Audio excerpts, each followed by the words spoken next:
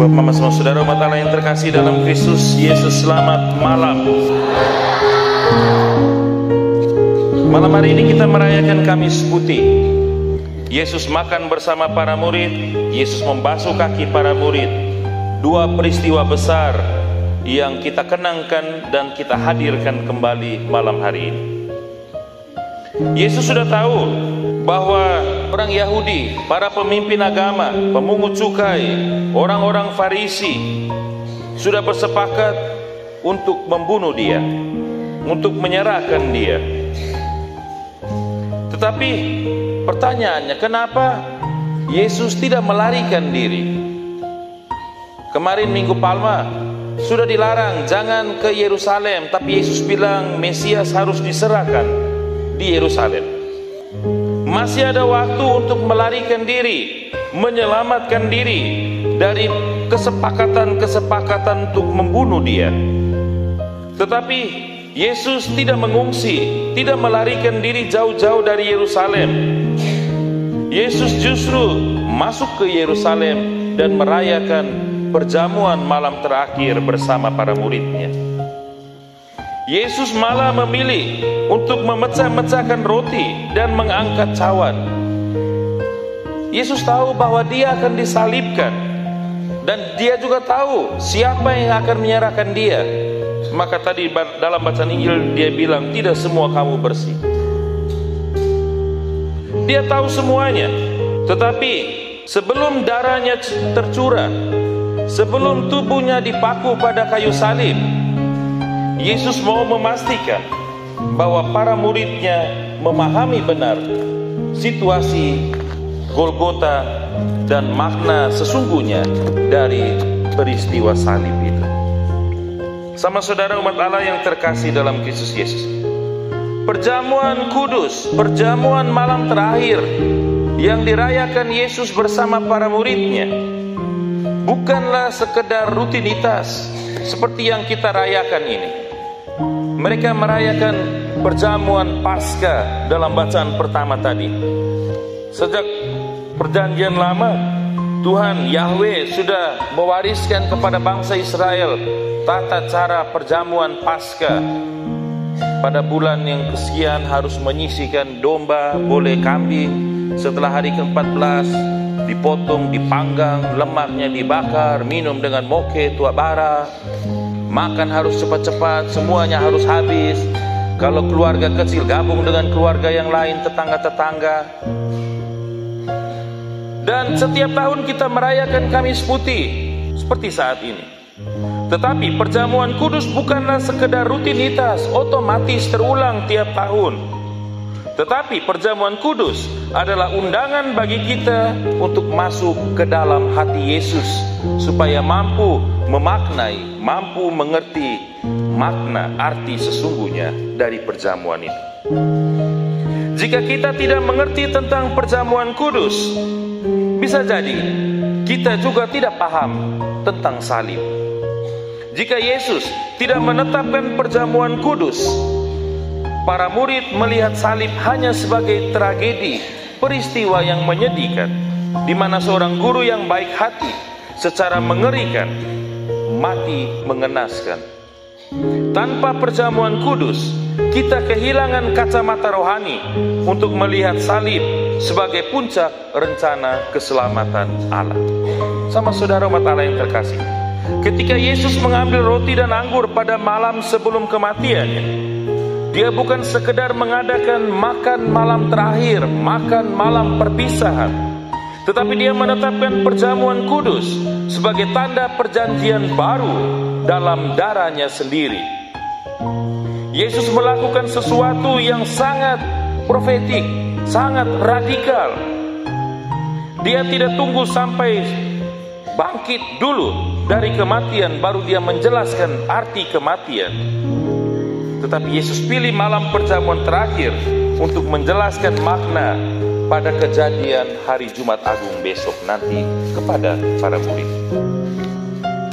Ketika Yesus memecah-mecahkan roti dan menuangkan anggur, dia sedang melakukan tindakan profetik, menubuatkan secara simbolik bahwa tubuhnya akan dipecah-pecahkan dan darahnya akan ditumpahkan untuk keselamatan kita. Mazmur tanggapan tadi kita nyanyi, inilah tubuh. Saya tidak dengar rasul-rasul nyanyi. Mereka diam saja dari tadi.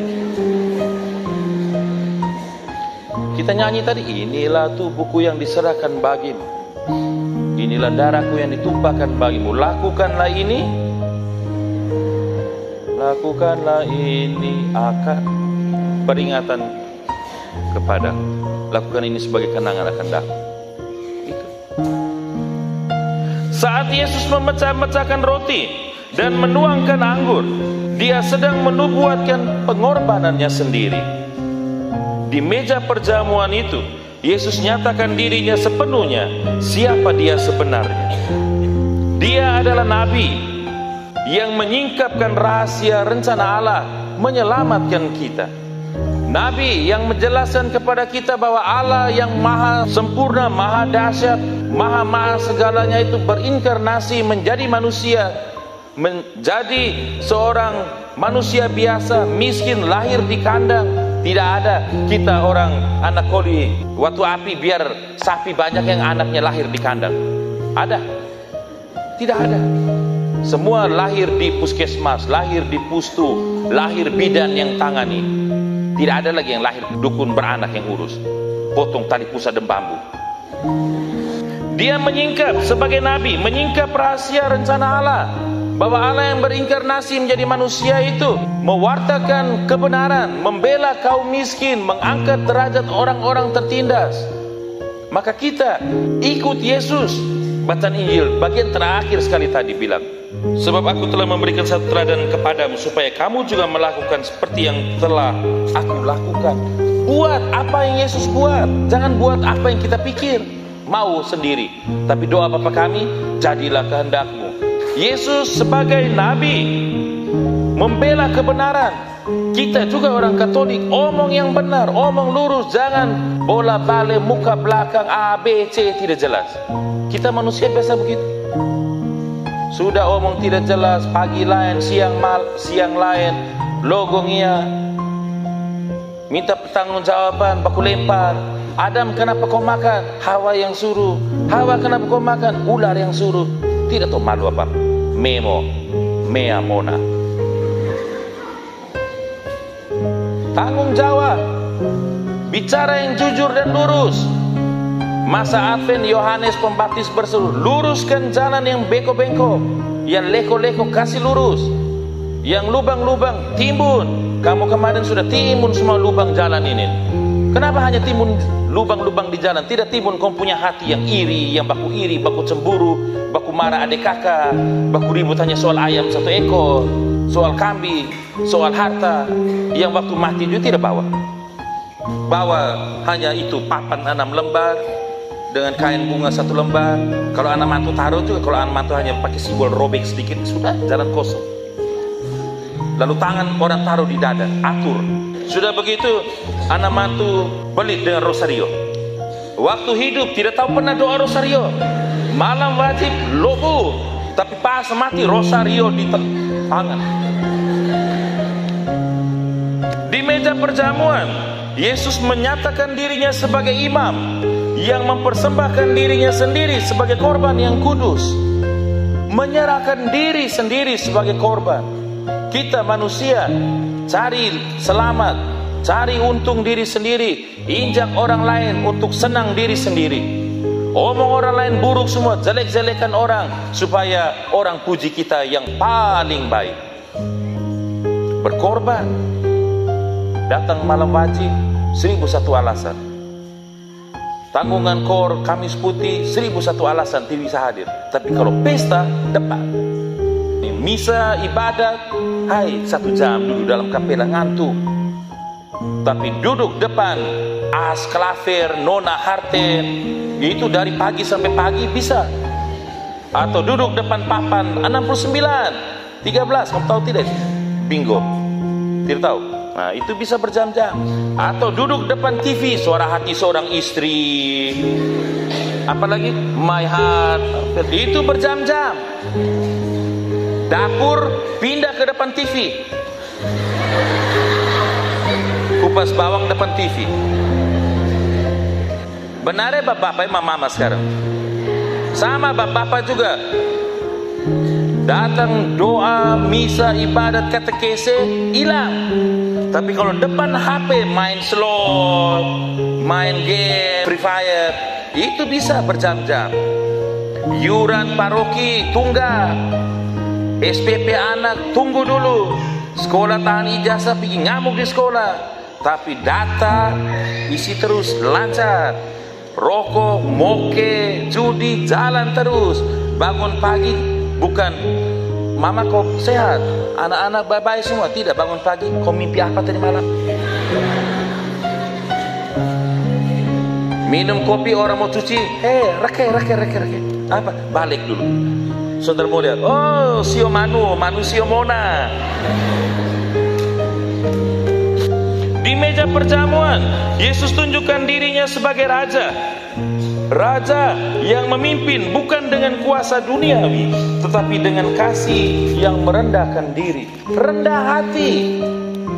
Kita ini sudah miskin, sombong lagi, muka sombong. Gaya yang mati punya, jalan busung dada, angkat muka, tidak lihat lubang di depan, jatuh berorang bilang, ise kau.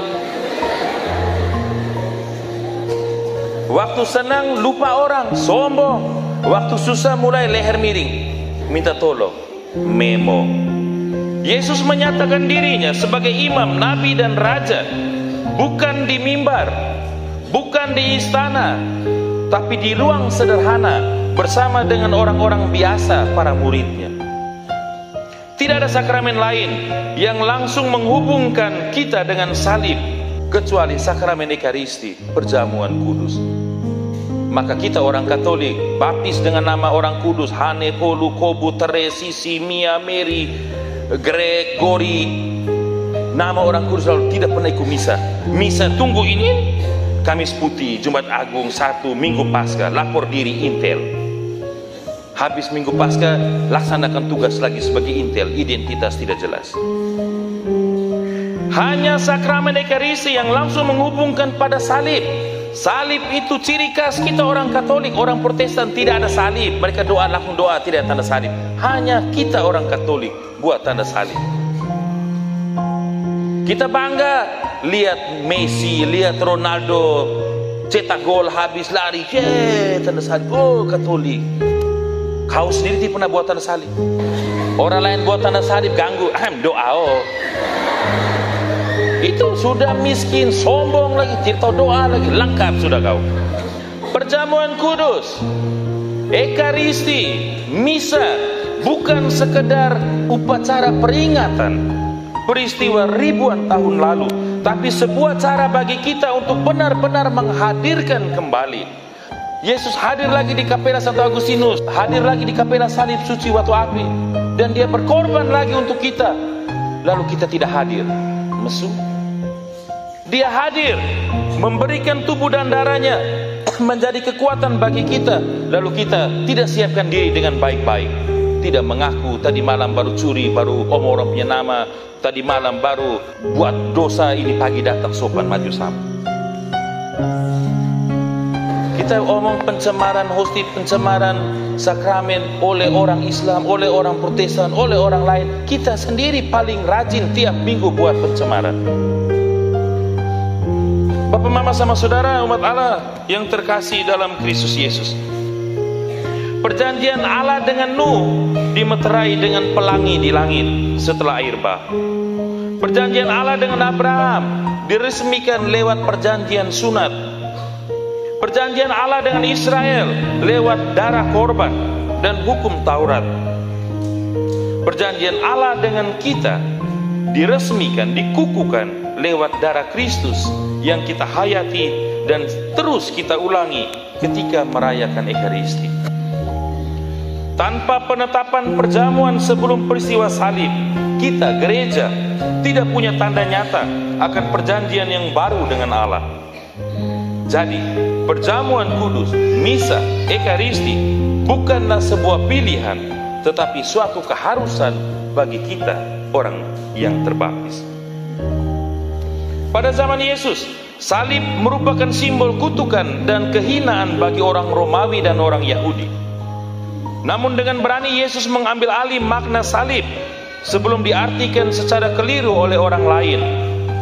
Yesus tidak mau salib dimaknai secara politik atau berdasarkan pandangan umum netizen masing-masing orang. Yesus memberi arti pada salib bukan sebagai kekalahan, tetapi sebagai penyerahan diri dalam ketaatan kepada Bapa. Melalui perjamuan kudus, Yesus mengungkapkan makna salib bukan sebagai kekalahan, tapi sebagai kasih yang rela berkorban. Perjamuan kudus adalah sarana anugerah, sebuah jembatan yang memungkinkan kita benar-benar bersatu dengan Kristus. Tanpa perjamuan kudus, gereja hanya punya cerita tentang Yesus, tapi tidak punya pengalaman nyata dengan kehadiran Kristus. Yesus memberikan dan meninggalkan sakramen Ekaristi sebelum dia pergi, agar walau dia tidak terlihat lagi secara fisik, dia tetap hadir di tengah-tengah kita umatnya melalui roti dan anggur. Makanya ini malam ada adorasi.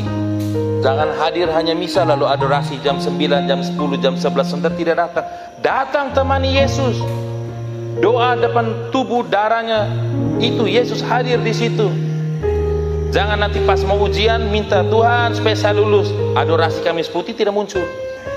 Jangan waktu mau supaya sapi beranak banyak, kambing beranak banyak, supaya kebun kita menghasilkan, kita paksa Tuhan beri sesuai dengan kita punya mau, kehendak kita. Tapi kehendak Tuhan kita tidak pernah ikut.